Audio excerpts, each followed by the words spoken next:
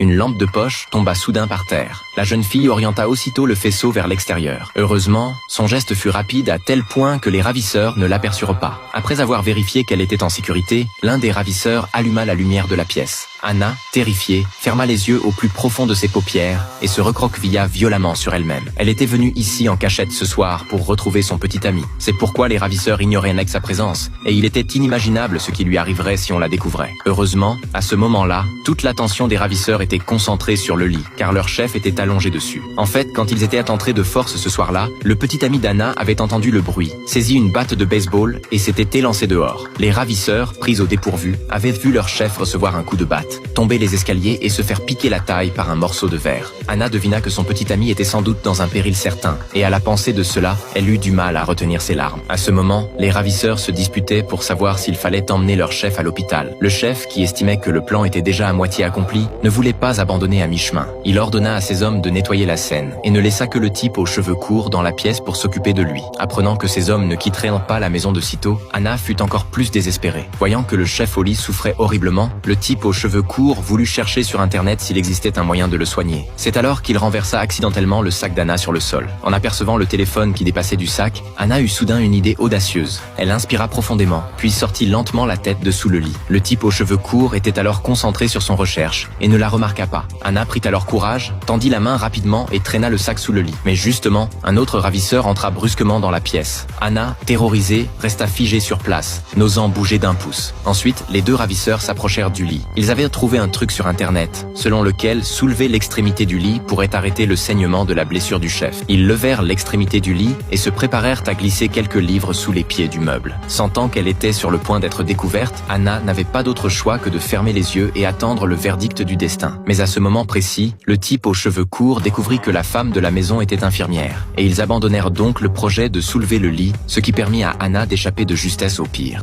Peu de temps après, la mère du petit ami fut amenée dans la pièce. Les ravisseurs lui ordonnèrent de soigner rapidement la blessure du chef. La mère aperçut par hasard une montre sur la table de chevet, reconnut qu'il s'agissait de celle de la petite amie de son fils et comprit qu'Anna devait être dans la maison en ce moment. Elle laissa donc tomber la montre par terre exprès, puis se baissa en feignant de la ramasser. Pendant ce temps, Anna était en train de rédiger un message de détresse. Leurs regards se croisèrent et ils comprirent mutuellement sans rien dire. La mère savait qu'il ne pouvait la compter que sur Anna pour sauver la famille. Elle ralentit donc délibérément le rythme de ses soins pour lui donner plus de temps. Mais l'inattendu arriva. Alors qu'Anna n'avait pas fini de rédiger son message, le téléphone, à court de batterie, s'éteignit complètement. Le seul espoir de survie s'évanouissait ainsi, et Anna ferma les yeux dans le désespoir. Quand le jour se leva, la mère finit par retirer le morceau de verre de la taille du chef. La douleur atroce lui coupa le souffle. Personne ne savait qu'elle l'avait fait exprès.